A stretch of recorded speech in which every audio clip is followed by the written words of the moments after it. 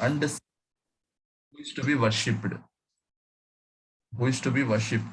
In the Moksha Dharma, Krishna also says, Prajapatim cha Rudram chapi aham yeva srujami vai tauhi mam na vijanito mama maya vimohito. The patriarchs, Shiva and others are created by me, though they do not know that they are created by me because they are deluded by my illusory energy. In the Varaha Purana, it is also said, Narayanaha paro devas tasmat jatas Chaturmukaha tasmat rudro abhavat devaha sachas sarva gnatam gataha. Narayana is the supreme personality of Godhead, and from him Brahma was born, from whom Shiva was born. Lord Krishna is the source of all generations, and he is called the most efficient cause of everything.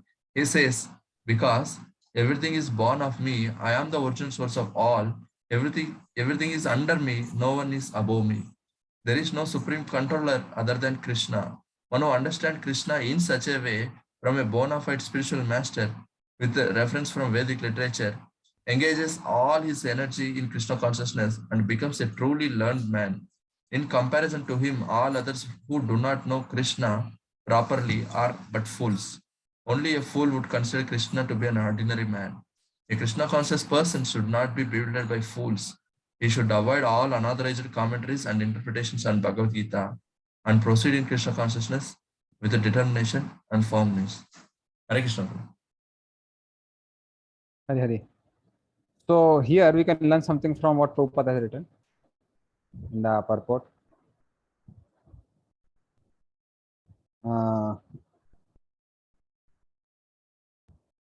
So one thing which we can learn from Prabhupada, or Prabhupada wants to make devotees very aware, is that if one is very clear that Krishna is source of everything, one should not unnecessarily be bewildered by other commentaries. So this is something very much applicable for today, because we have a lot of things on YouTube nowadays.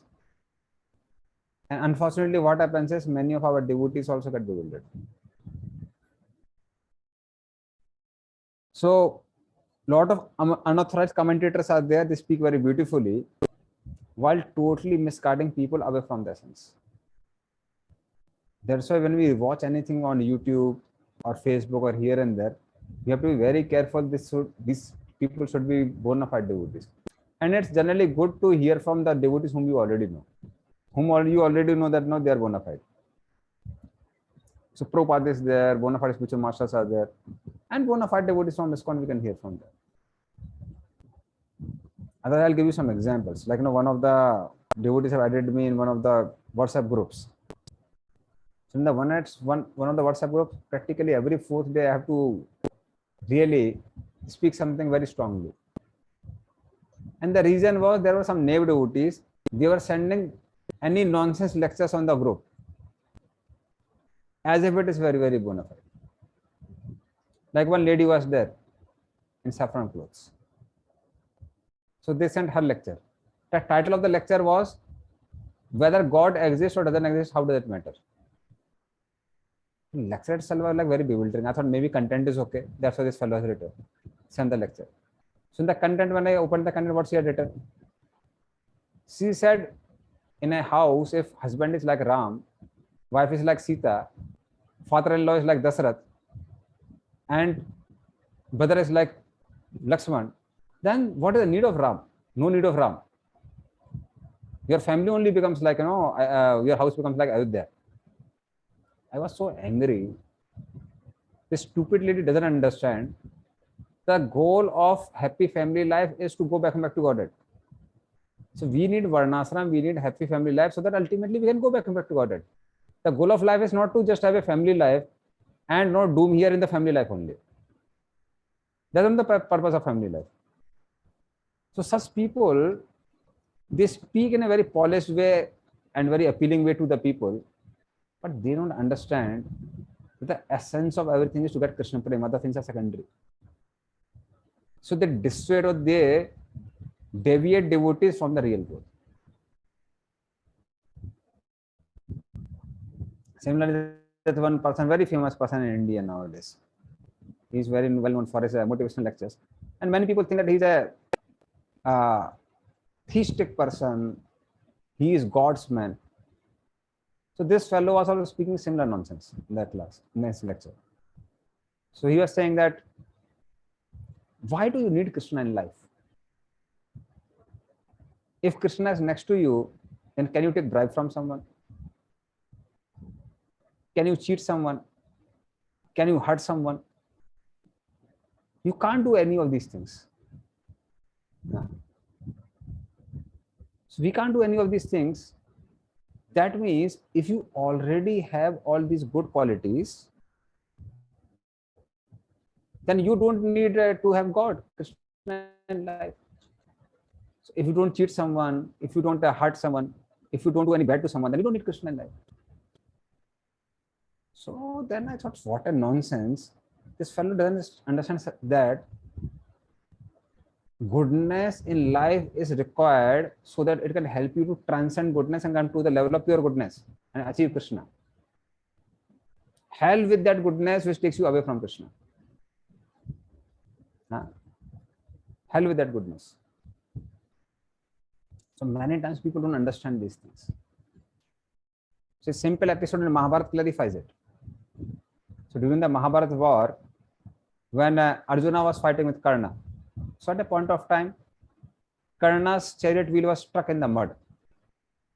And because Karna wanted to compete with Arjuna, who is a pure devotee of the Lord, so he told that because Krishna the chariot driver of Arjuna, so I also want a king to be my chariot driver. So then he had employed the maternal uncle of Yudhishthir, Salya, as a chariot driver. And Salya is a Kshatriya. He can do the work of a menial service. Krishna is Supreme Personality of Godhead. He can do anything. So what actually happened is that this particular Salya, he refused to take out the wheel from the chariot, from the mud. He told, I can't do, I am a king. I can't do all these things. So then what happened? Karna had to take out the wheel out of the mud. And when Karna was taking out the wheel from out of the mud, Krishna told Arjuna, shoot him, shoot this fellow. Arjuna said, my dear Lord, it is against the war laws. We can't shoot him. He doesn't have a weapon in his hand. Krishna said, I am not asking you what to do, what not to do. So I'm not having philosophical discussion. I'm telling you to shoot him. And Arjuna took the arrow and he was about to shoot Karna. Karna then started speaking. Karna said that, oh, you call yourself as the beholder of dharma? How can you kill me in such a adharmic way? You are not supposed to kill me. Then Arjuna started thinking. Krishna said, why are you thinking? You shoot him. And then again Karna started speaking. What will you tell to the people that you have killed a person who is more powerful than you just because of fear of him, and you are killing him in such an adharmic way, in such a irreligious way? Then again Arjuna became stuck. Then Krishna said, no, first I have to defeat this fellow only. Then Krishna told to Karna, he said, you beholder of religion, today you are talking about religious principles. Where was your religion gone when a queen of a state was about to be disrobed in the public just because you initiated disrobing? It is you who provoked Duryodhana and Dushasan to bring Draupadi and disrobe her in public. Where was your dharma gone at that time? You're talking about dharma. Where was your dharma gone when an innocent 14-year-old child Abhimanyu was unlawfully being killed by 6 great warriors, 6 Maharathis? Where was the dharma gone? At that time, you killed Abhimanyu and you were dancing with the naked sword in front of everyone. Where was the dharma gone at that time? Today you're talking about dharma. I'll tell you what is dharma. Whatever I speak is dharma, and whatever is against it is called adharma. That's the definition of dharma. And then Krishna told Arjuna, shoot him. And Arjuna shot the arrow, and Karna was killed. So the whole purpose of religion is to follow the order of Krishna and reestablish one's lost relationship with Krishna. There are so many nonsense, stupid people nowadays. They speak as if God and religion is a rule to bring a person to righteousness. So that's why devotees have to be very, very careful before hearing some people here and there. We should be very, very careful to hear only from the authorized devotees of ISKCON. So this would be a practical application of our first verse of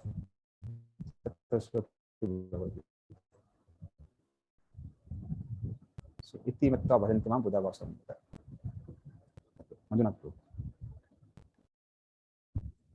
Hare Krishna, Prabhuji, Dandavat Pranam. Prabhuji, just related to the point, if you happen to see any kind of WhatsApp messages any messages wrong in the WhatsApp message, we understood as per authoritative scriptures that is wrong. But can we comment on that or not to comment on that if something is wrong? It depends on how much time you have and depends on how many people are getting influenced. Okay. So if anybody sends me personally, if I feel this person has a capacity to hear one who has sent me, I reply. If I understand he cannot hear me, then I don't reply. And in a WhatsApp group, when I'm seeing a lot of people are getting influenced, especially devotees, that time I'm very strong. I gave a very strong reply at that time. Yeah. I have just example. There is a one message is roaming in the social media, very popular, but it happens to received in one of the community group actually. There, like for example, A for apple, B for ball, something like that. In the similar fashion, they were giving all the Sastric examples for alphabets actually. In that, for S, they were mentioned that S means son of creation of this material universe. So that is wrong as per scriptures. Then I just commented that with quoting the Srimad Bhagavatam reference. Yes, amen. The universe universe father is the Lord Brahma, is a secondary father, and primary father is the Lord Krishna. I just quoted that and I said back actually. So I thought to understand whether we can comment like that or not to comment like that. It depends. That's what I'm saying. It depends on the type of audience you are having. I don't know what type of audience you are having. Yeah. So it depends on the type of audience which we are having. And we can, rather than many times commenting, it's always good to question. Okay. Like now, I would have been in your place and I would have asked, Prove, what do you mean by son of material world? Then this person said, no, son of material world means son of, universal form. Then that makes fun. Then we'll say, okay, fine. Then you write a universal form. Don't write material world. So we have to basically, it's always better to cross question rather than like sometimes comment. And it depends on which individual has sent and what type of what do we say, people are getting influenced. Yeah, no, it's just like a blind forward to the people. That's it, nothing else. And it's not like an intention by a particular person. Like they will not. Since we are, yeah. It keeps on forwarding. So then what we have to do is the person who has sent us the message, we have to ask him, and depends on whether that person can hear us or not hear us. Like one devotee, what happened is he sent in one of the groups in which I was in charge. So he sent some sort of video which had some sort of Mayavas philosophy. It began very nicely, but then it ended with every child is Krishna. Every child is Krishna. So then I told this devotee, I don't know, do you agree that every child is Krishna? He said, no. Then what did you show in the video? Oh, no, Prabhuji, I just saw first 30 seconds and then I forward the video. I said, when you are sending a video, you have to see the whole video and then you have to send. Whole video was very good, but the end of the conclusion was poison. It was a Mayavad conclusion. So that's why we can cross question. Depends. If it's like many people are getting influenced, we have to be careful and not to allow it. Thank you, bro. Thank you. Okay.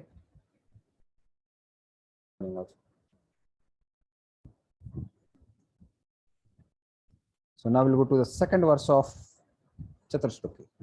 Very interesting verse. Mat chitta mat gat prana bodhayanta parasparam kachantasya mam nityam tussanti cha ramanti cha. Please read the translation. The thoughts of my pure devotees dwell in me. Their lives are fully devoted to my service, and they derive great satisfaction and bliss from always enlightening one another and conversing about me. Purport. Jai Srila Prabhupada. Pure devotees whose characteristics are mentioned here engage themselves fully in transcendental loving service of the Lord. Their minds cannot be diverted from the lotus feet of Krishna. Their talks are solely on the transcendental subjects. The symptoms of the pure devotees are described in this verse specially. Devotees of the Supreme Lord are 24 hours daily engaged in glorifying the qualities and pastimes of the Supreme Lord. Their hearts and souls are constantly submerged in Krishna, and they take pleasure in discussing him with other devotees. In the preliminary stage of devotional service, they relish the transcendental pleasure from the service itself, and in the mature stage, they are actually situated in love of God. Once situated in that transcendental position, they can relish that highest perfection which is exhibited by the Lord in his abode. Lord Chaitanya likens the transcendental devotion service to the sowing of a seed in the heart of the living entity.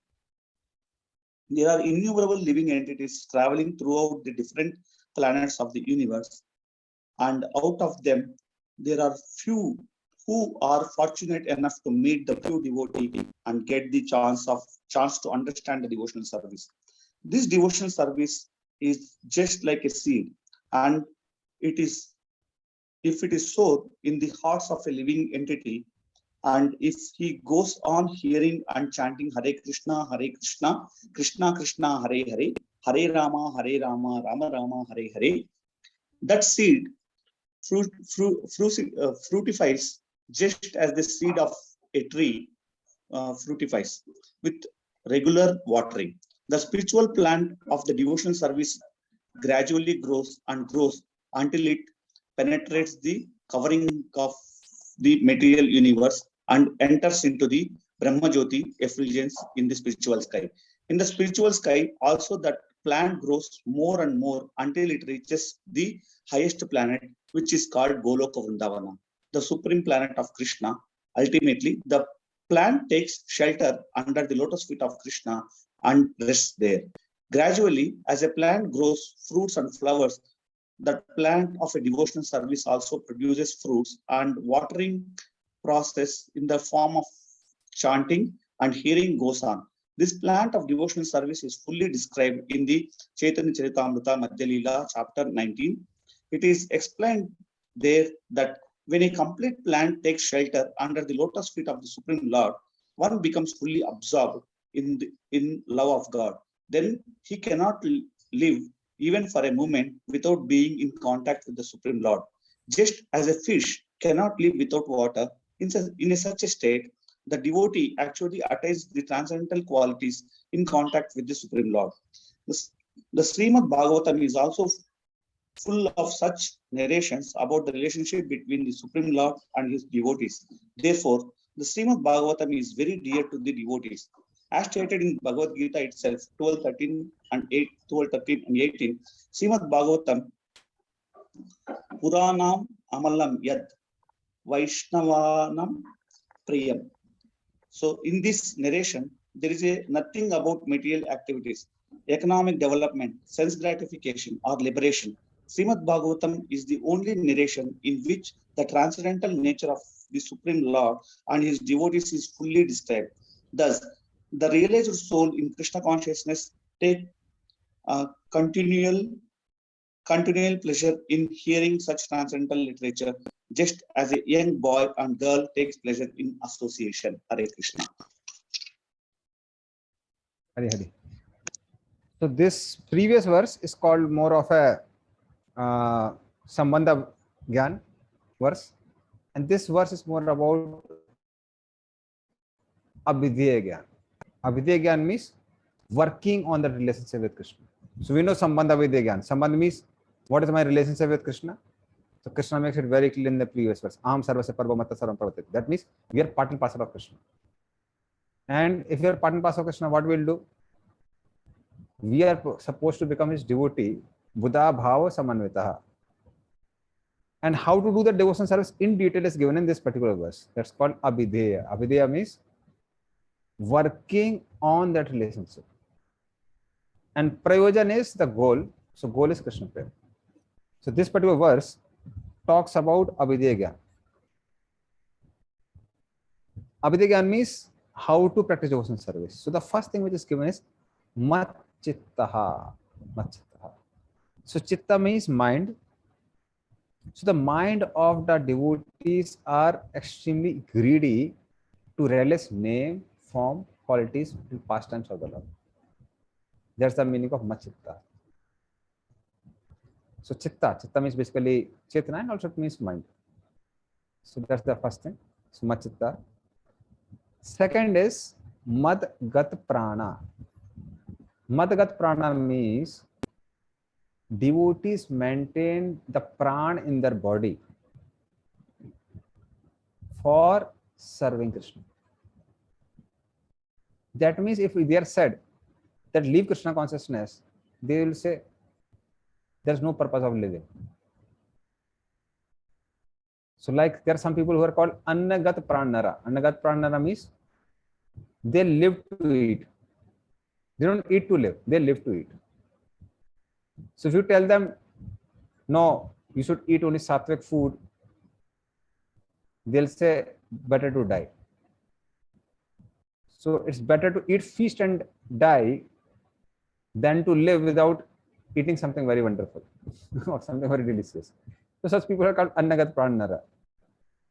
Similarly, Matgat Prana means devotees live for the pleasure of Krishna. If you tell them that no, leave Krishna consciousness, they'll say we prefer to leave this body than to leave Krishna consciousness. So that's the meaning of Madgat Prana. Or it also means the prana also comes in the form of karmendriyas. So hands, legs, mouth, etc. Mouth means especially the speaking ability. They all come in the karmendriyas, which get energized through prana. That means they work for the pleasure of the Lord. So they use your hands, legs, etc. for the pleasure of the Lord.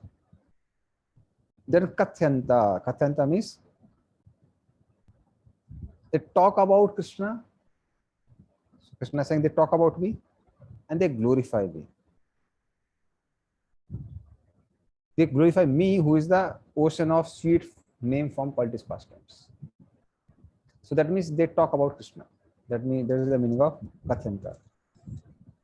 And Bodhyanta means explaining each other about the real nature of Bhakti and real nature of Krishna. That means philosophical discussions. That comes in Bodhyanta. And even the discussion about pastimes of Krishna. So that's the meaning of Bodhyanta. Bodhyanta means enlightening each other. That is the exact meaning of Bodhyanta. Enlightening each other about Krishna consciousness. And Tusyanti cha Ramanti cha. Tusyanti cha Ramanti cha means they derive their satisfaction and happiness in bhakti alone. One who is satisfied in Krishna consciousness will not seek for satisfaction within sense gratification. One seeks satisfaction in sense gratification because one is not satisfied in Krishna consciousness. So, Tusyanti cha Ramanti cha. Tusyanti also means that devotee is satisfied even at the stage of sadhana by trying to understand what they are going to get in future. Have you seen? It happens during studies also. Like now, especially during the time of I was preparing for IIT, we had to work very, very hard. But the very fact, the type of advertisement we had about what will happen when you enter into IIT was so fascinating that all austerities were looking like pleasures. So we are not able to, like, whole night we would be studying so hard, struggling with sleep, but it was looking so much pleasure. Why? Because the goal looks very wonderful. Although it was not so wonderful, but looked very wonderful. That's what we heard about. Same thing happened with the devotees in the stage of sadhana. So when they understand, my God, when we get Krishna Prem, this will happen, that will happen, how devotees would realize, and how Mahaprabhu would realize the perfection of life in the Gambhira. So by hearing about that, devotees realize even the austerities they have to undergo to get that goal. So that's called Tussanti. Yeah.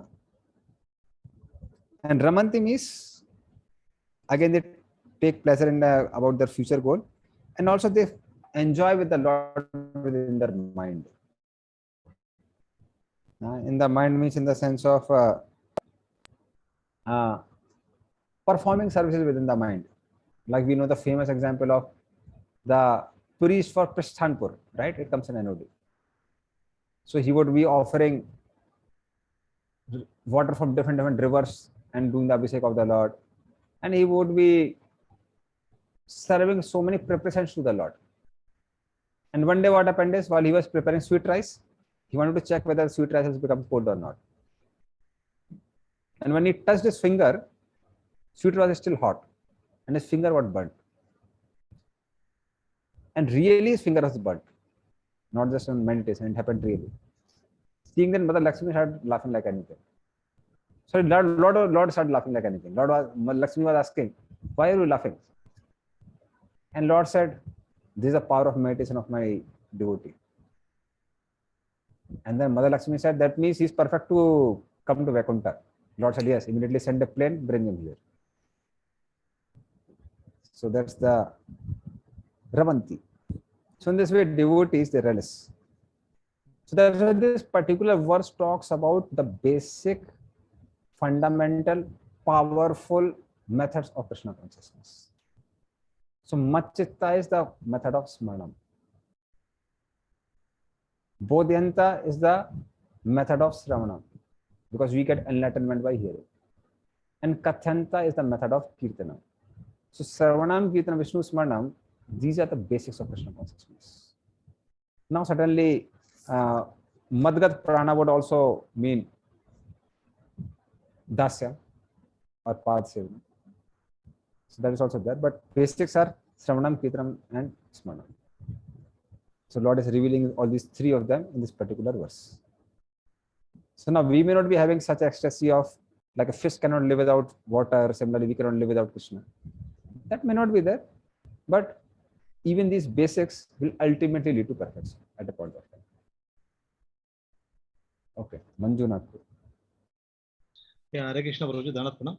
Prabhuji, here hearing, Shravanam, Kirtanam, it understands a very base pillars of Krishna consciousness. But Madgat Prana, when can we get that stage, Prabhuji? Madgat Prana. It will come eventually. Like, I don't know about you. Can you live without chanting Hare Krishna?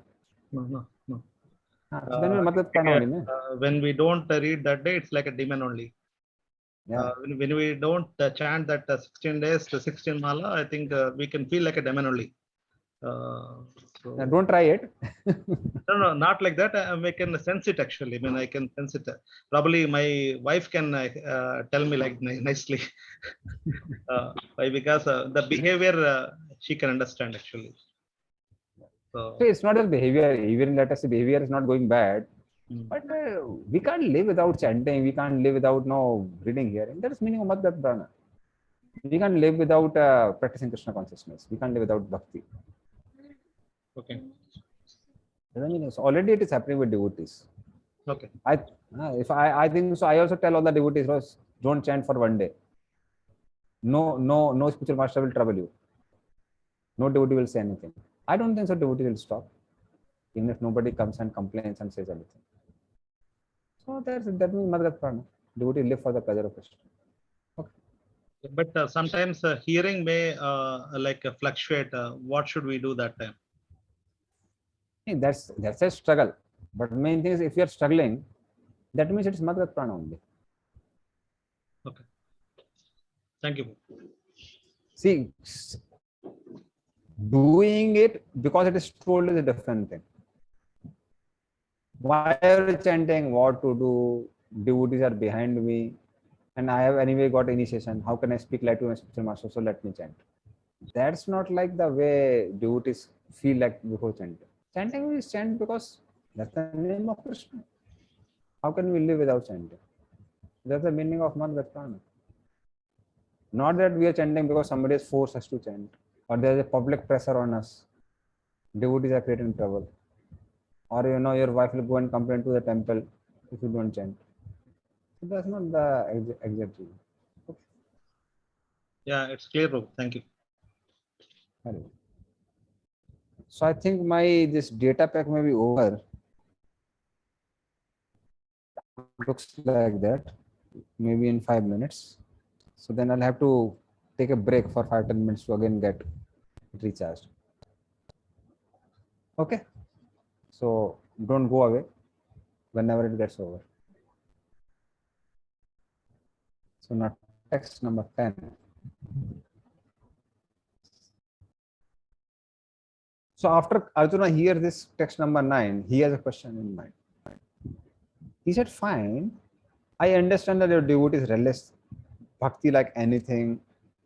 They are very happy. They are so joyful. They are visually situated beyond the modes. But by what method they get contact with you? That's very important. By what method they achieve you? They're happy is okay, but they're supposed to achieve you also, not because you are the goal. By what method do they achieve you? That question is there. And then Krishna answers that in text number 10. Tesam satrayuktanam bhajritam priti purvakam dadami buddhi yogam tam yen mam upyantite.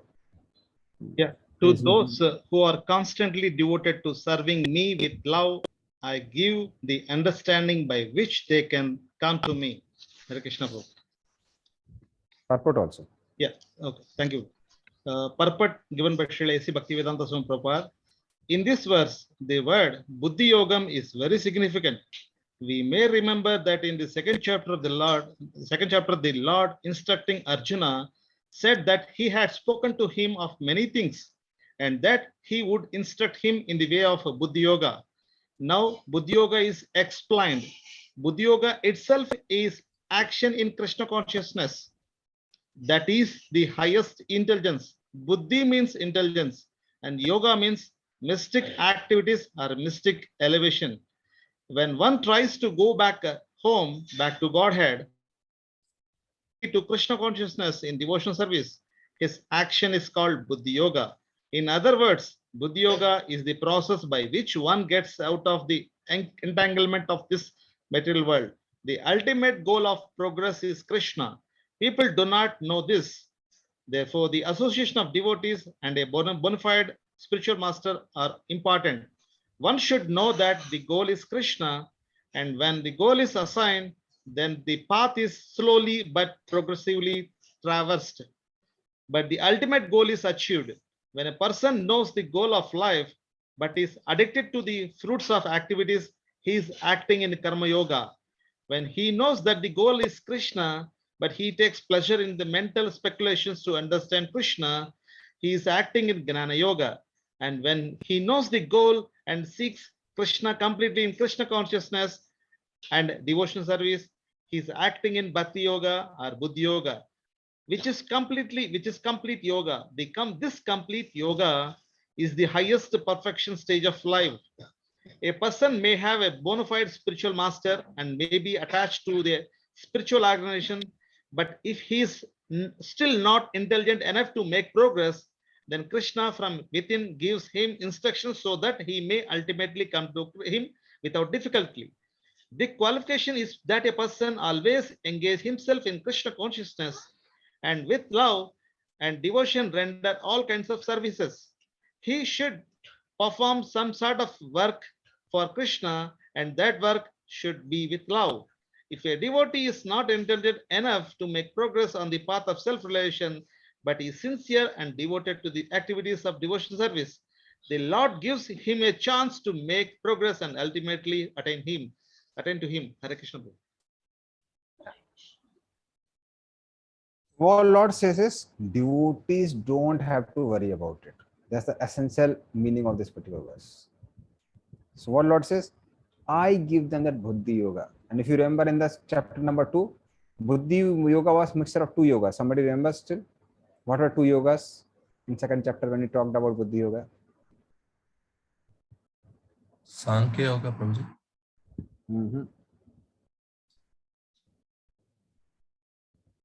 Question, Prabhuji. Okay. It was mixture of Niskam Karma Yoga and Bhakti Yoga. In some verses, it was explained when Buddhi Yoga was spoken, Niskam Karma Yoga was spoken, and in some verses, Bhakti Yoga was spoken. That's on chapter number 2. So when Krishna is speaking Buddhi Yoga here, he's speaking about Bhakti Yoga only. He's not speaking about Niskam Karma Yoga. Because and even chapter, middle 6 chapters, we are talking about pure devotion service. So Lord says, I give them that Buddhi Yoga or Bhakti Yoga to those to whom I give Satati Yukta Nam, who desire that constant association with me. Now, somebody doesn't want to be constantly associated with Krishna, then why will Krishna give that yoga? There's no need at all.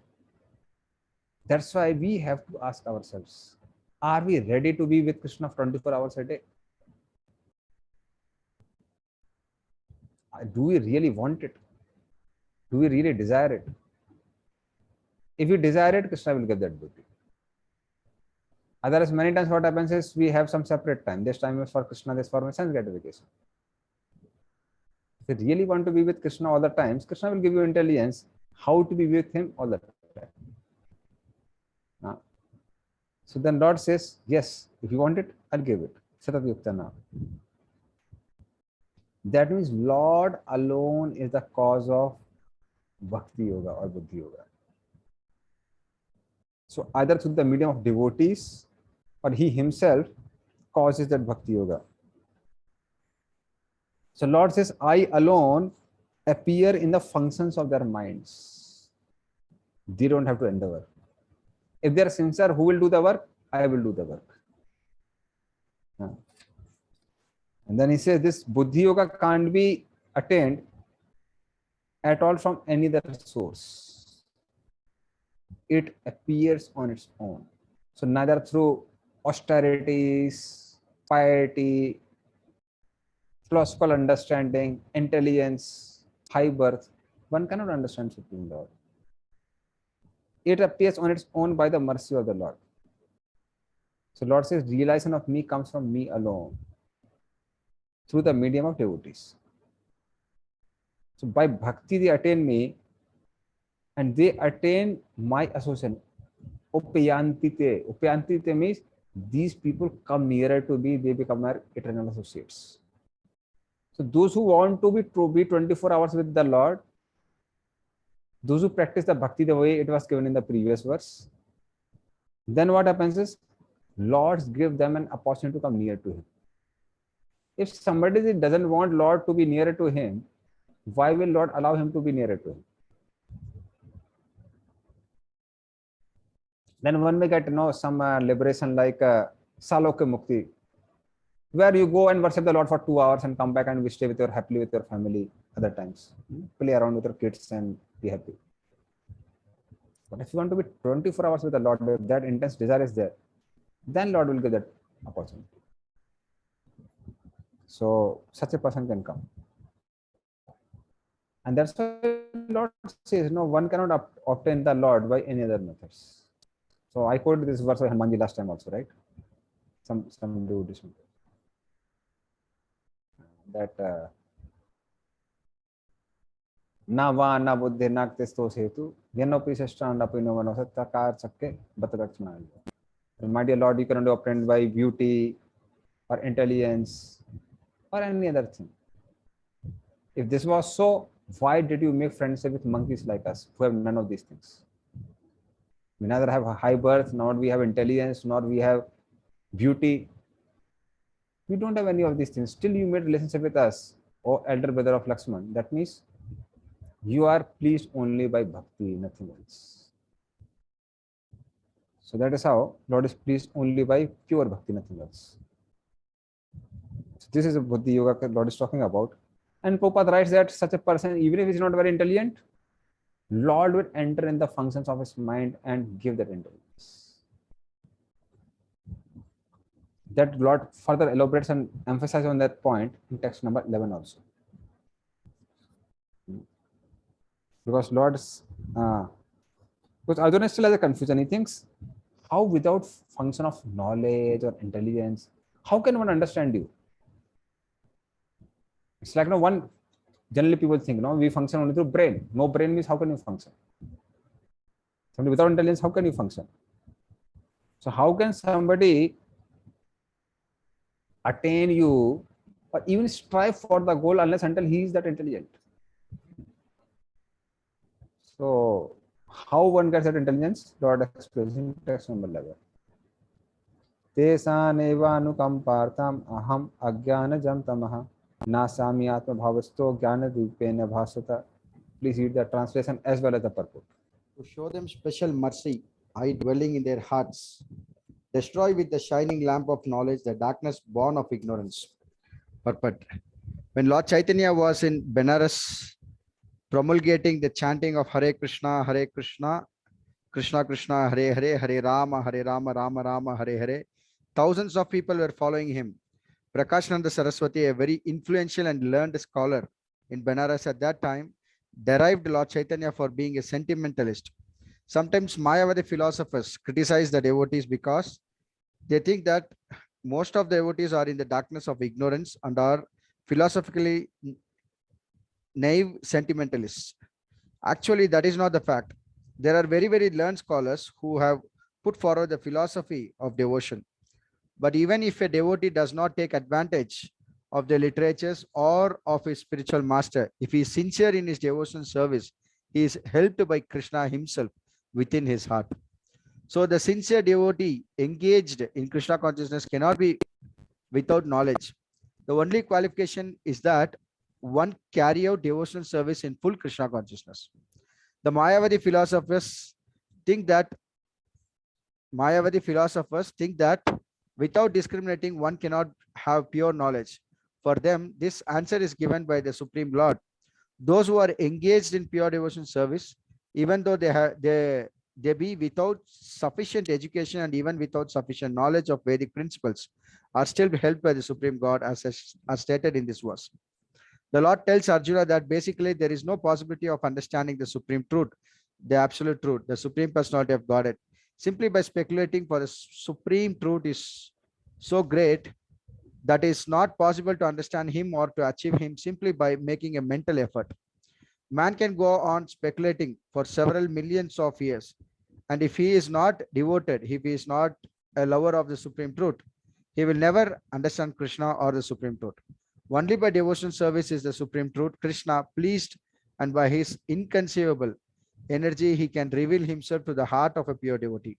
The pure devotee always has Krishna within his heart, and with the presence of Krishna, who is just like the sun, the darkness of ignorance is at once dissipated. This is the special mercy rendered to the pure devotee by Krishna. Due to the contamination of material association, through many, many millions of births, one's heart is always covered with the dust of materialism. But when one engages in devotion service and constantly chants Hare Krishna, the dust quickly clears and one is elevated to the platform of pure knowledge. The ultimate goal Vishnu can attain only by chanting, by this chant and by devotion service, and not by mental speculation or argument. The pure devotee does not have to worry about mental necessities of life. He need not be anxious because when he removes the darkness from his heart, everything is provided automatically by the Supreme Lord, who is pleased by the loving devotion service of the Lord, of the devotee.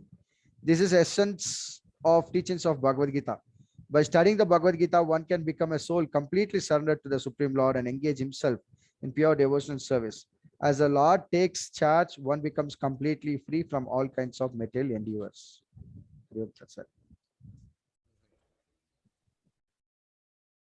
In this way, this verse Lord says, he says that devotees don't have to worry. Who has to worry? I have to worry. They just engage in devotion service. It's not their worry, it is my worry. So it's my intention to give them mercy. They may not ask for mercy. They just engage in devotion service. It's my intention to give them mercy. So tesam evanu kampartham. I make that endeavor to give them mercy. They don't have to make any endeavor. And I become situated between in the function of their intelligence, Atma Bhavasto, and light their intelligence with the lamp of knowledge arising from bhakti. So this knowledge is certainly not the knowledge which comes from Sattva-guna. Sattva sanjayate jnanam. From Sattva-guna also knowledge comes. But this knowledge is different. This knowledge is samvit sakti of the Lord. This is the knowledge with the knowledge of the spiritual world. So one cannot understand the spiritual truths by knowledge coming from Sattva-guna. One can understand the spiritual truths only by the knowledge which comes from spiritual world. That is the knowledge of samvit sakti.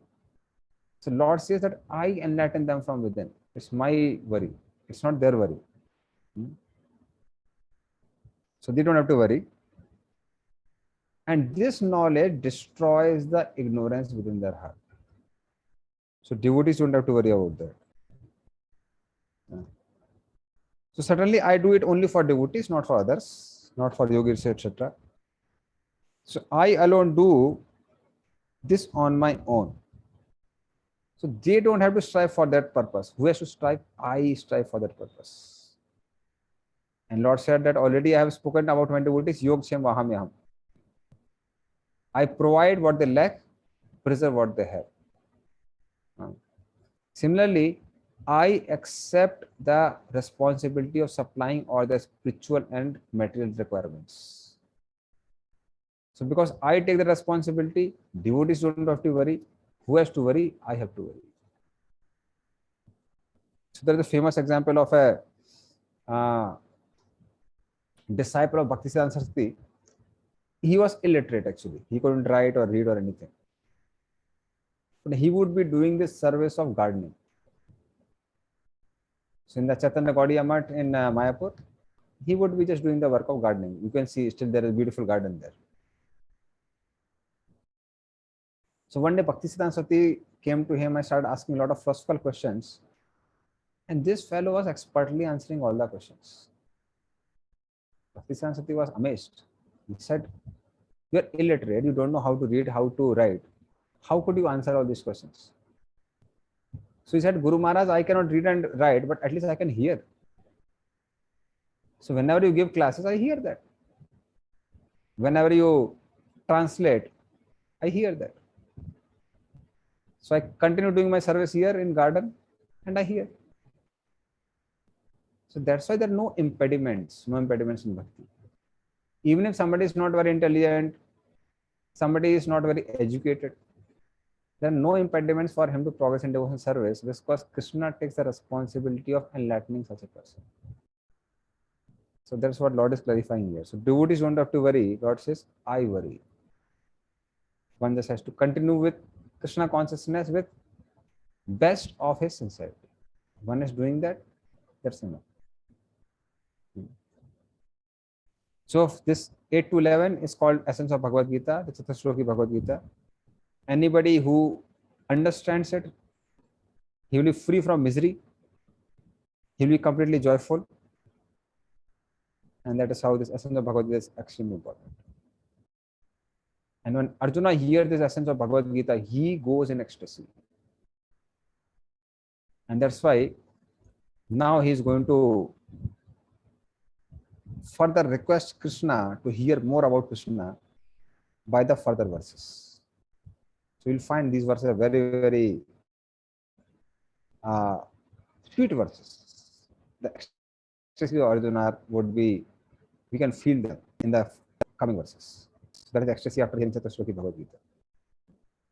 Arjuna Vacha Param Brahma Param Dhama Pavitram Paramam Bhavan Purusham Sasutam Divyam Adi Devam Madam Vibhum Ahustam Rasya Sarve Devarsi Nardas Tatha Asito Devalo Vyasaha Swayam Cha Vibhurvisi. Please read the translation. Arjuna said, "You are the supreme personality of the Godhead, the ultimate abode, the purest, the absolute truth. You are the eternal, transcendental, original person, the unborn, the greatest. All the greatest sages such as Narada, Asita, Devala, and Vyasa confirms this truth about you, and now you yourself are declaring it to me. Hare Krishna. Yes. So Arjuna, because he desires to hear more about Krishna, so he begins with praising. He starts praising the Lord. So he says, Param Brahma, my dear Lord, you are that Brahman. Param Dhama. Dhama means abode, Dhama means body, etc. So you have that attractive body. You are Syam Sundar. Nobody can be more beautiful than you. Or it can also mean that no, you are the supreme abode. Similarly, Pavitram Paramam Bhavan. You are supremely pure. Your body is not like and there is no difference between you and your body. And this also means that your body is purifying. It takes away the contamination of ignorance. So in this world, when we see other people's bodies, other metal bodies are entangling. To the degree we become affectionate to them, to the degree we become entangled in this world. But the effect of becoming attracted to Krishna's body is just opposite. That's why we should take darshan on the deities for a very long time. Because such darshan is purifying. Even if somebody takes that darshan of just lotus feet of Krishna, that itself is very purifying. Sanchittayet bhagavatas charanarvindam vajrankusha dhad saroruhulanchanadhyam uttunga rakta vilasannaka chakravala jyotsna virahata mahatrana mandakaram. So Lord has signs like Vajra, Ankush, Saroruhu. Each one of them have different effects. Anybody who meditates on the Vajra sign on the lotus feet of the Lord. So Vajra is meant for destroying the mountains. The thunderbolt of Indra. It has power to destroy the mountains. Similarly, when one meditates on this sign on the lotus feet of the Lord, mountains of sins and anarthas are destroyed. Similarly, somebody meditates on the Ankush. Ankush is meant for controlling the elephant. One's elephant-like mind is very difficult to control during chanting time, during hearing class, becomes controlled. Ankush. Jyotsnabir ahat mahadrana mandakaram. Similarly, the toenails of Krishna, they give the illumination of moon. They look like illuminating moon. What happens when meditating on them? The darkness of the ignorance within the heart is destroyed with the knowledge of Upanishads. The toenails of Krishna, by meditating on them, one gets the knowledge of Upanishads. So similarly, each and every part has an effect. So beginning with lotus feet till mouth, to lotus face. I'll tell something about lotus face also. So there's another verse for lotus face. Hasam harer avatana kelelok tibra. Hasam harer avatana kelelok tibra. Sokasu sagam vishoshanam attudaram. Sammohanaya rachitam nijamaya yasya dhrumandalam munikite makaratha jasya. This verse says, Hasam Hare Ravatanakhya Loktiva Sokasru Sagar Vishoshanam Antidara. So by meditating on the smiling face of Krishna, the ocean of tears which living entities cried after coming to the material world becomes evaporated. That means after coming in material world, living entity cries so many tears that the entire ocean will be filled. But this entire ocean of tears can be evaporated immediately by meditating on the smiling face of Krishna. Sammohanaya ratitam nijamayasya. Similarly, by his own internal potency, Lord has created these eyebrows. And these eyebrows, by meditating on them, one can counteract the arrows of Cupid. So Cupid has a sugarcane bow and the flower arrows. The specialty of the flower arrows is if somebody shoots you with flowers, you don't feel pain. You feel, oh, somebody should shoot more. Somebody beats a stone, then we don't want to be hit more. Somebody hits you with flowers, you want to be hit more. But still they're arrows. They have an effect. But Krishna's eyebrows, they also take the shape of bow. And Krishna's glances are like arrows. These arrows counteract the arrows of people. So that happens by meditating on Krishna's eyebrows. So that's how meditating on the deities are very, very powerful, extremely powerful. So Paramam Pavitram. And then Saswatam Purusam. Ahu. Therefore, all rishis speak out your eternality, that your human form is not like temporary form of human beings, but it's eternal. So Adi Deva Adam Vivo. So you are Adi Deva and Adam Vivo. Arjuna comes to the conclusion that Krishna, the Supreme Personality of Godhead, after Chathur slokis or after seeing the Virat Rupa. Arjuna already knows Krishna, the Supreme Personality of Godhead, but out of sweetness of Krishna, he forgets. Because of the sakharas, he forgets for some time.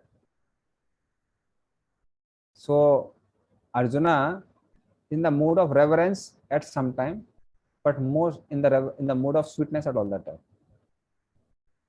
So it's like, no, we may be having some friend who is at very high post, but then most of the times we forget that he's on the high post because of our intimate relationship with him. So that's the case with Arjuna. Okay, Kalyan too has gone in darkness. So this was answer for him. I think he got some friend's phone. He got in sakharas. Anyway. So then, further Arjuna speaks, next verse.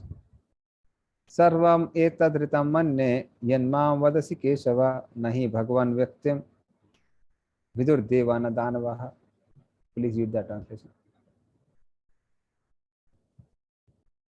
O Krishna, I totally accept as truth all that you have told me. Neither the demigods nor the demons, O Lord, can understand your personality. Hare Krishna. Yes. So Arjuna says, Evam etad ritam manne. My dear Lord, whatever you have spoken, I understand it in truth. So it's not that no, just because you have spoken that I am Supreme Lord, I have to believe in it. Or just because I'm your friend, I say that you are Supreme Lord, that's why I speak. I understand that you are Supreme Lord. But even Asato Devalo Vyasa in the previous verse, Arjuna says, I understand from their authority that you are Supreme Lord. So I don't doubt what you are speaking. I have no doubt about what you have spoken. But I have some other reason to hear about your divine opulences. See, many times what happens is, we tell other person to speak in detail because we don't believe in it. That's how interrogation happens, how CBI people and other people interrogate a person because they don't believe in it. But Arjuna says, I am not going to interrogate because of that. Rather, I have some other reasons. So what are the reasons?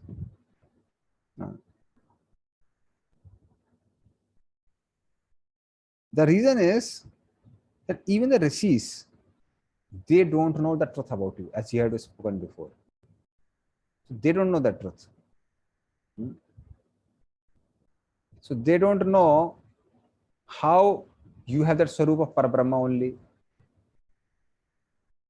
You are unborn, still born. You're Ajanma, but it still looks like you're born from Vasudev or your mother Yasoda, Devaki or Yasoda. So whatever you spoke that neither Devatas know you nor Rishis you know, I accept everything. Why? Because Yan Mam Vadati Kesava. Kesava means Ka is Va. Va means Bandhan. Ka means Brahma. and East means Shiva. You can bind even Brahma and Shiva what to say of others. So there's no doubt about it. So Lord binds Brahma in Brahma Bhavan Leela.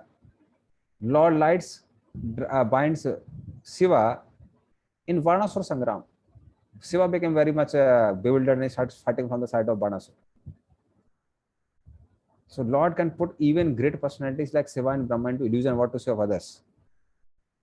So it's very clear that neither Danavas nor Devatas, anybody can know you. So none of them can know about you. That's why I want to know about you.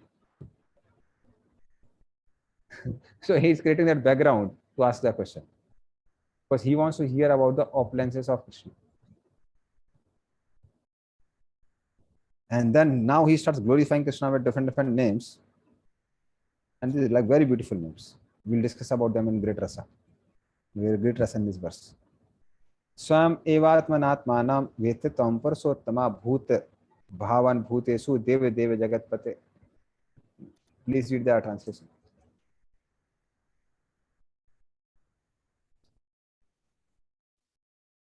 Indeed, you alone know yourself by your own internal potency, O Supreme Person, origin of all, Lord of all beings, God of gods, Lord of the universe. Hare Krishna.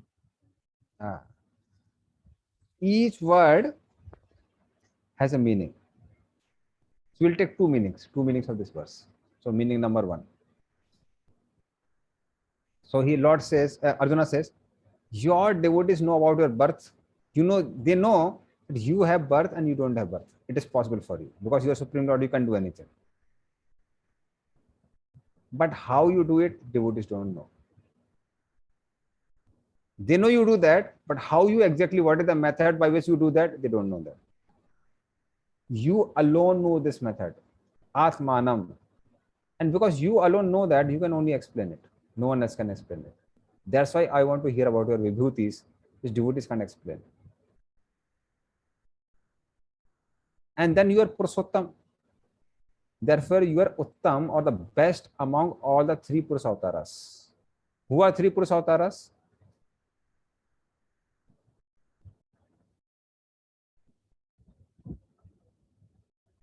Sarvodaya Krishna, Karnadaya Krishna, Kshirodaya Krishna, Prabhu.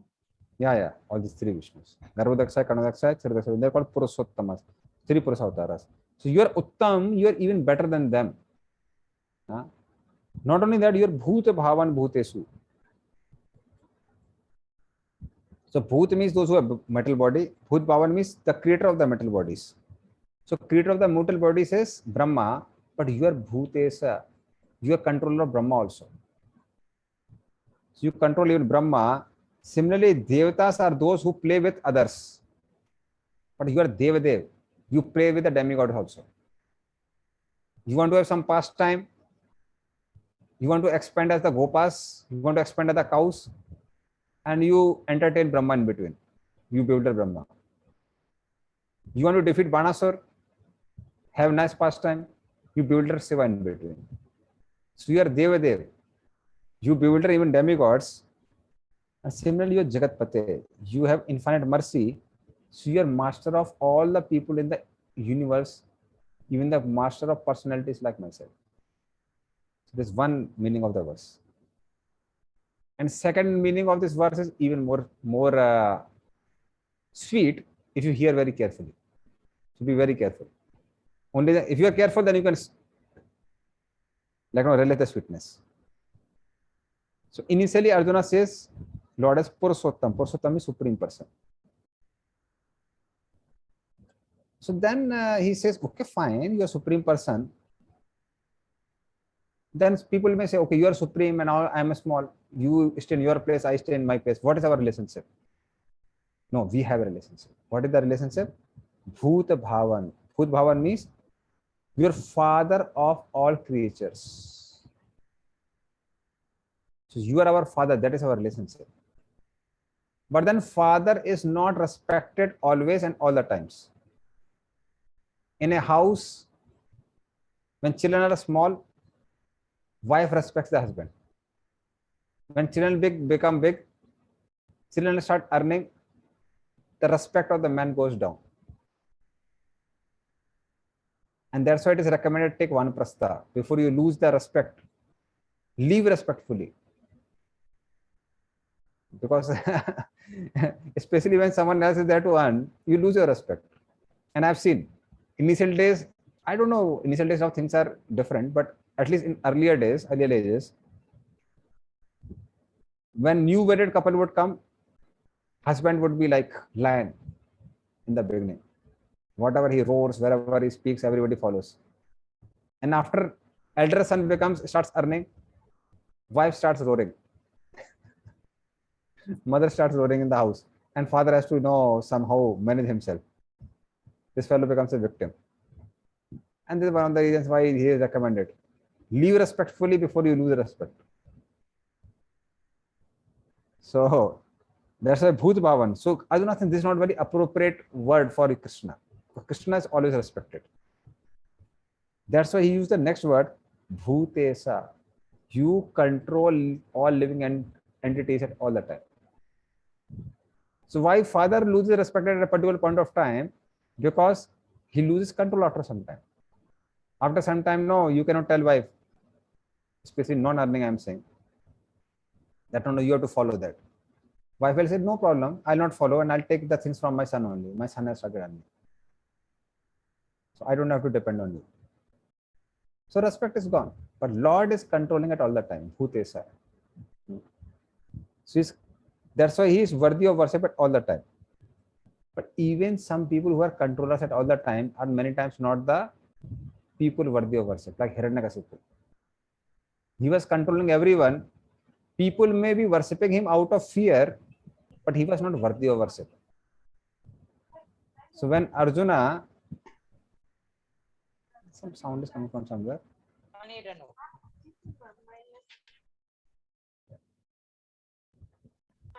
I just muted. Okay. Again, she is unmuted also. Now she is unmuted.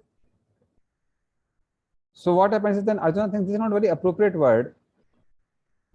I should call Lord by another word. So he calls the Lord by Deva Deva. Demigods are worshipped, but you are worshipable even by the demigods.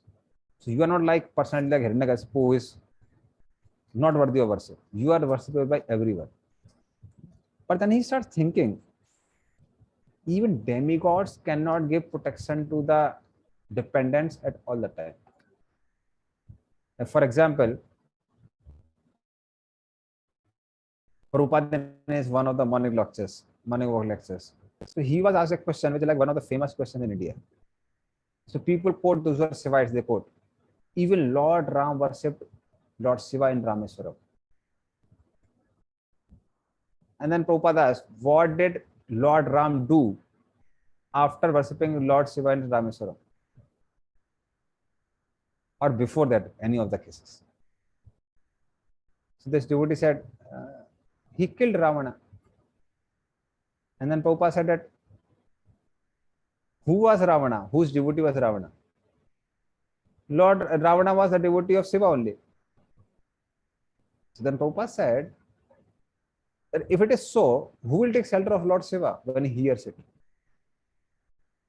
I take shelter of Lord Shiva today.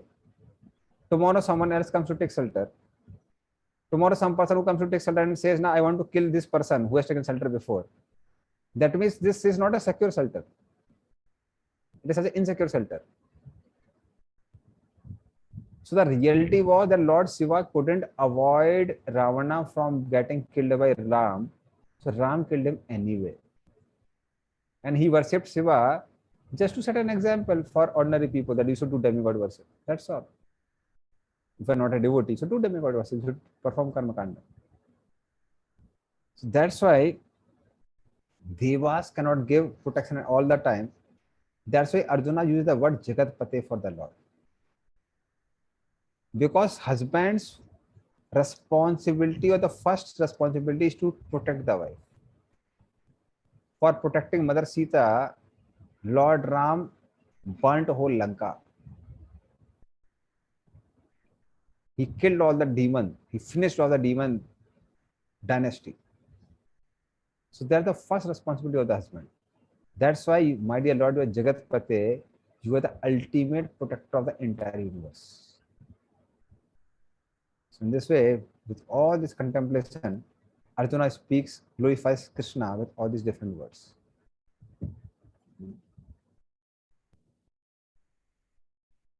And then he starts, now he comes to the point of placing the request for which he has spoken such a background. So he made this whole background for placing a request. So he's going to play the request now. Vaktum arhasi asheshena divyahi atma vibhutayah ya bhir vibhuti bhir lokan imam stam vyapta tishtasi. Please read the translation. Please tell me in detail of your divine opulations by which you pervade all these worlds. Hari Hari. So he says it's difficult to understand the truths about you, my dear Lord. Therefore, I want to hear about your vibhutis. Vibhutis which are very attractive. You may have a lot of vibhutis, but I want to hear those vibhutis which are very, very attractive. Divya hi atma vibhutaya. So those opulences which are very attractive, I want to hear about them. And please hear about them fully. So then Krishna says, fully? I can't explain fully. They're so enormous, I can't explain about them fully. So then he says, fine, may not be fully, but please tell me about the vibhutis by which you pervade this material world. May not be spiritual world. So at least tell me the vibhutis by which you pervade this material world. Because one of the reasons is because if we understand the vibhutis of the Lord within this material world, we can remember Krishna at all the times. Because we have to deal with matter. We have to deal with matter. So if we can see that connection with the Supreme Lord, how matter is connected with the Supreme Lord, that matter can remind us about Krishna. So that's why Arjuna said that please tell me about the vibhuti which pervade the material world. Till we see connection of the things with Krishna, they don't bind us. As soon as we stop seeing their connection with Krishna, they bind us. Rite artham yat pratiyeta na pratiyet chatmani tad vidyat atmano mayam yatha bhaso yatha tabha. This is one of the slokas of Chathur Sloki Bhagavatam. So there Lord Narayana speaks to Lord Brahma, Ritiyam yat pratiyeta na pratiyet chatmani. If you see something as very valuable, but you don't see its connection with myself, tad vidyat atmano mayam. Understand that is Maya. Like how yatha bhaso yatha tamha. Sometimes in the darkness you may see some illusion. Like sometimes you may see that a bag is kept and there is a blanket kept above the bag. In the darkness, what happens is you feel somebody is sitting in the chair. Nobody is sitting in the chair. It's just a bag covered by a blanket. Looks like somebody is sitting in the chair. Or a rope looks like snake. So it may happen like that. But that is called Maya or illusion. Because anything which has a capacity to attract us in this world has to have connection with Krishna. It has something to do with the opulence of the Lord. That's why it is supposed to remind us of the Supreme Lord. Let us talk about beauty. You say somebody's hairs are very beautiful. That means they must be closer to Krishna's hairs. Somebody's nose is beautiful. Means it must be having some connection with Krishna's nose. So any part of somebody's beauty is there. Somebody is very eloquent speaker. He has some part of Krishna's eloquence of speaking. So each and every opulence in this world has to have some connection with Krishna. That's why it should remind us of Krishna. It should remind us of Krishna. And that's why Arjuna is asking for this detail of opulence. So why am I speaking about it? Because many times devotees hear, I am this and that, this and that, this and that. So then they really wonder, okay, fine. How did it matter to us? No, the whole purpose why Krishna is going to speak about his opulence is for that purpose. So that we see the opulent things of this world and they should remind us of Krishna because we see their connection with Krishna. So that has to be very, very clear. Okay. So then we'll go to the next verse. Katham vidyam aham yogims tam sada parichintayan keshu cha bhavesu chinto asi bhagavanmaya. Please read the translation.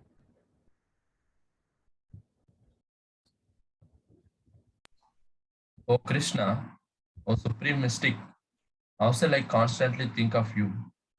How shall I know you? In what various forms are you to be remembered, O Supreme Personality of Godhead? Yeah. So, O Lord, one who possesses the Yoga Maya Shakti, Yoginaha, how can I think of you, know you at all times? So that is the actual purpose of Vibhuti Yoga. I am a grasta, I have to deal with matter at all the time. Even brahmacharis have to deal with what to serve grastas.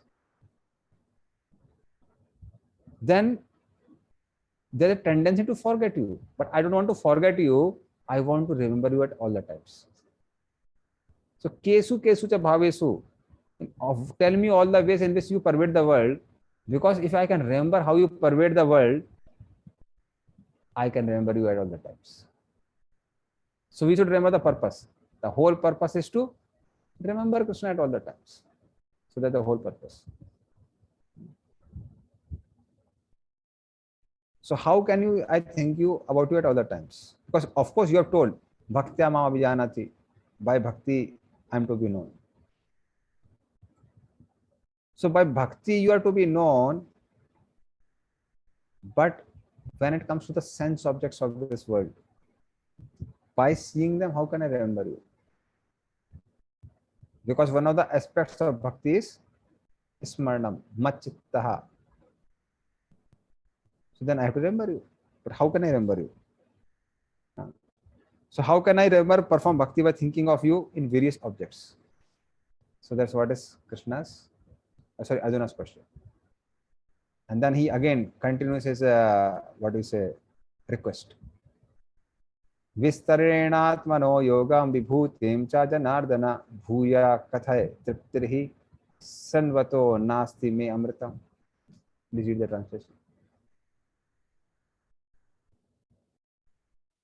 O Janardana, again please describe in detail the mystic power of your opulences.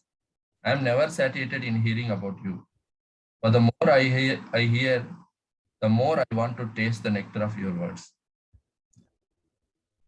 So when Arjuna speaks, Krishna says, Arjuna, you are asking the same question again. I have already answered you. Aham sarvasa prabho. I pervade, no, everything emanates from me. That means automatically whenever you see anything, you should remember that everything is coming from Krishna only. And by understanding that everything is coming from the Lord, iti mattva bhajante mam, you should practice bhakti yoga. Why are you asking same question again? Then Arjuna speaks the real reason. He says, my dear Lord, I want to hear about your vibhutis in detail.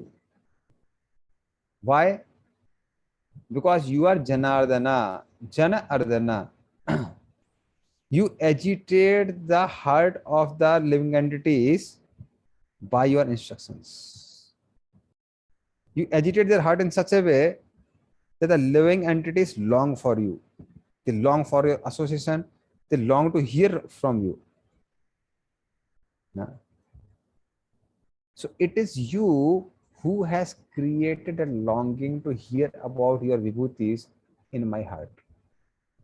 So my ears have become like the tongue by which I want to taste the nectar of your words. So I want to hear from you more and more. So what you spoke is in a seed form. What you spoke is, okay, Am sarvasa prabho matta sarvam pravatite.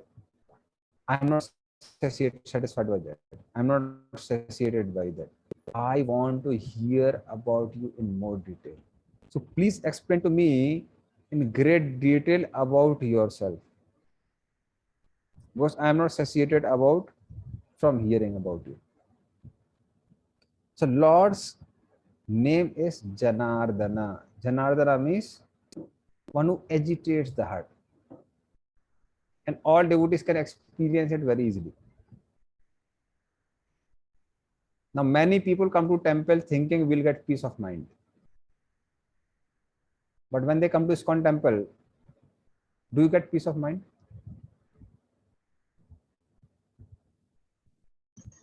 Yes, Prabhu. Prabhuji. First 3 years. I didn't get peace. I didn't get peace till now. I got only services. Exactly, I'm about to tell Prabhu. Services. No peace. There is no peace in it. You can get bliss. You can't get peace. So that is what I saw. So we come for peace, but we don't get peace. We may get bliss. So I have an episode about that. I remember long before when I was studying. Now you can imagine something around 2007 or 2008. So regularly we would be going to Pune for some camps, yearly or once in 6 months, like that. So we are going for the camp, and at that time we had around 50 devotees in our youth center.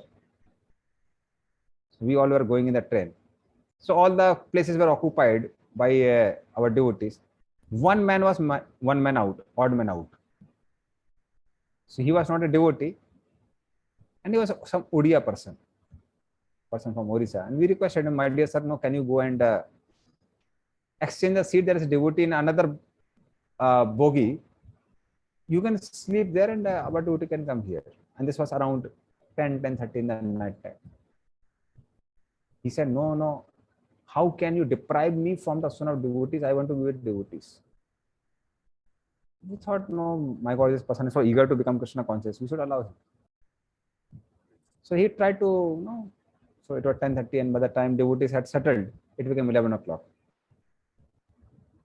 And as you know, devotees are transcendental.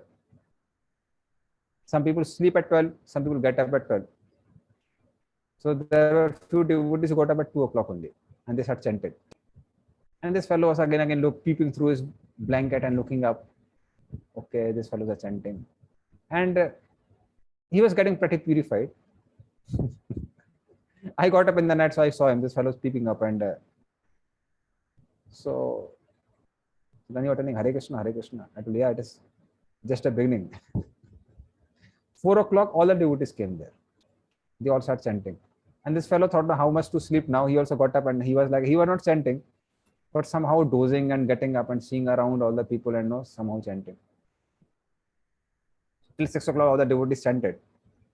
And then devotees came from Aarti. So more devotees gathered there, and then we had this, our sound box, and Mangalati started 6 o'clock. Sansar, Davan, and Lidaloka. And this fellow was also clapping.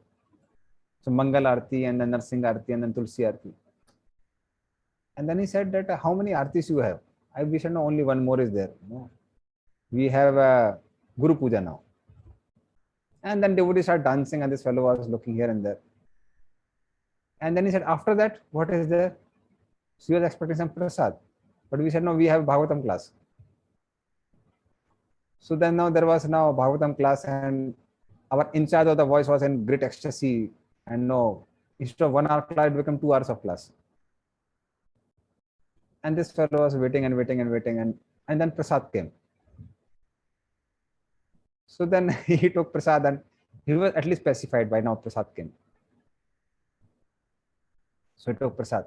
And then he told, so we have not slept enough in the night time. So can we take rest? And devotee said, there's no rest in Krishna consciousness. And immediately devotees picked out the book bags, these books from below the bogie. And then one devotee started, counting everything. And they said, now we'll go for food distribution. So then devotees were like moving here, moving there. And this fellow becomes so frustrated. He said, "My dear sir, can you be quiet even for a minute? For a minute, give me some peace. Can you be quiet for a minute?" Dude said, "No, we can't be quiet. Already we told you that you can exchange the seat from there." Immediately he packed his luggage within a minute and he said, "Tell me where is your seat." So that's why Lord's called Janardana. He agitates. He agitates the life of a devotee. You don't have peace, you can have bliss. You can chant and dance and feast, but no peace. Anyway, all of you cannot escape now. Already you are addicted to Krishna consciousness, so we don't have to worry. So that's why Lord is called Janardana. So when Lord hears such a request of Arjuna, that he's so eager to hear about me. So Manjunath Prabhu has some comments. Not a comment, bro. When we'll get a peace then? Peace. You will not never get peace. You will get bliss. Okay. If you want to get peace, then you have to go to some Mayavadi organization. And then eternally you can rest in peace in Brahmajyoti. Don't bless me like that, bro. No blessings. I'm just saying. So you can get a positive aspect of Krishna. You can be blissful here, and blissfully you can be there in the spiritual world. But no peace. But anyway, in the spiritual you don't get tired. I know devotees get tired here.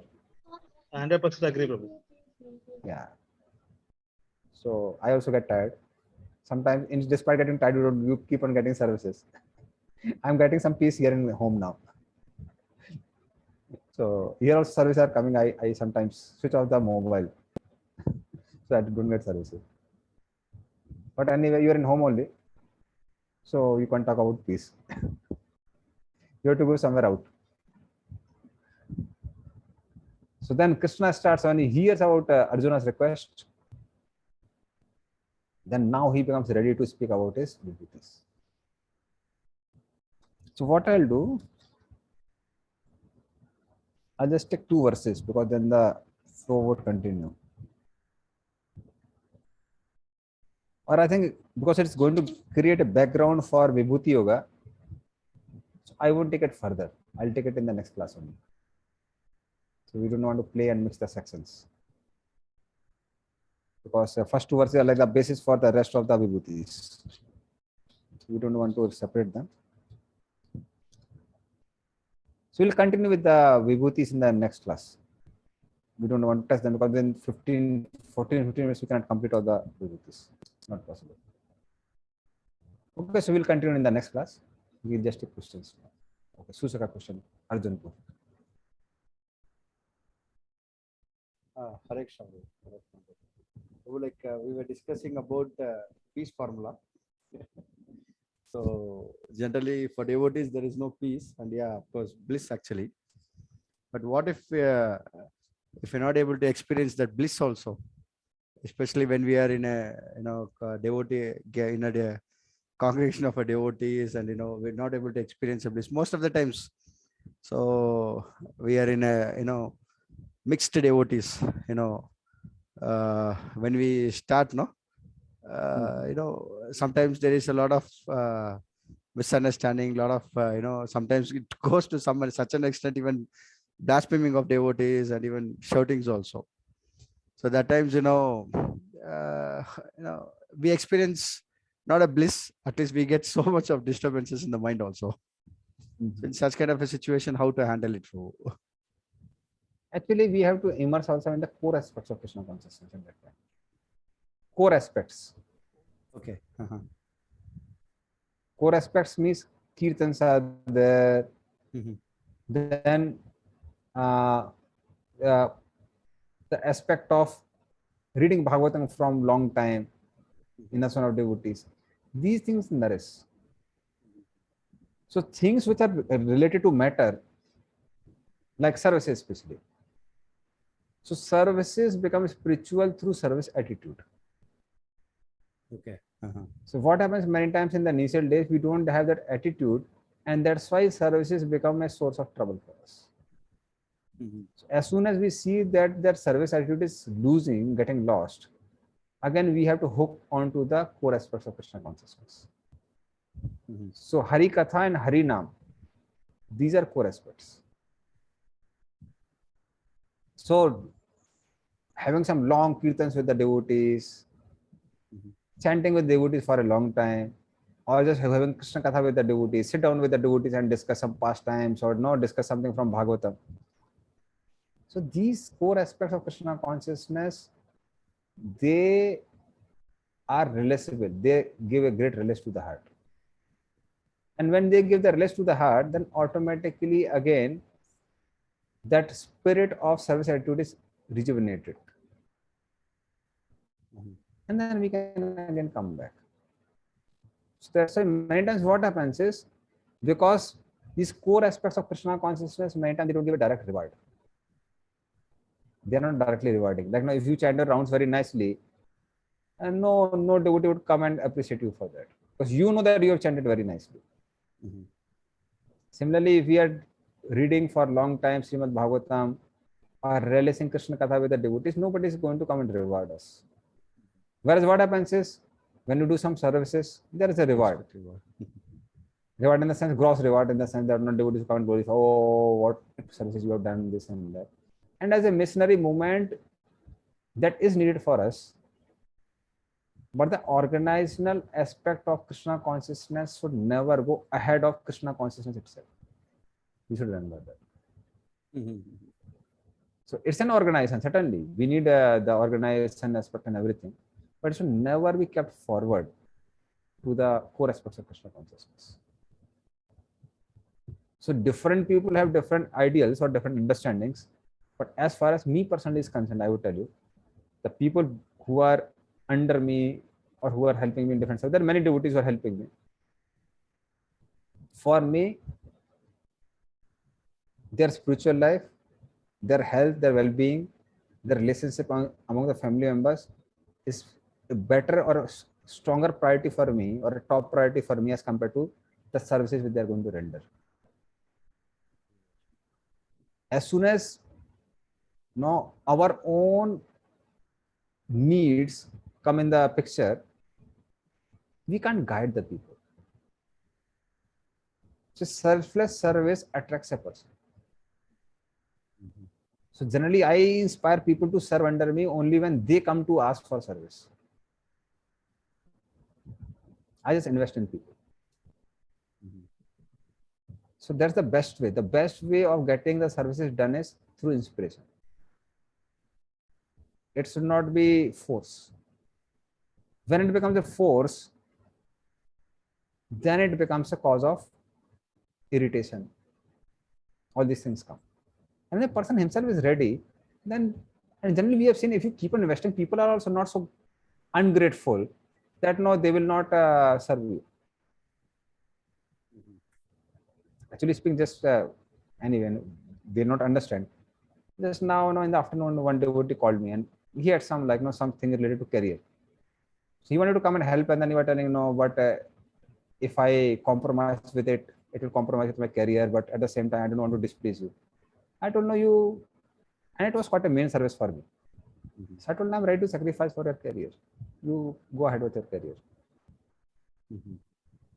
So if we are selfless, we don't want to get anything from other person. Then that selfless spirit also inspires the selfless spirit within that person. And ultimately, we have to understand that it's not our service, it's Krishna's service only. We are just a medium. Krishna wants that service to be done, he'll send someone. And to the degree Krishna sends someone, he'll send. But best thing to do is to give that experience of spiritual world within the material world.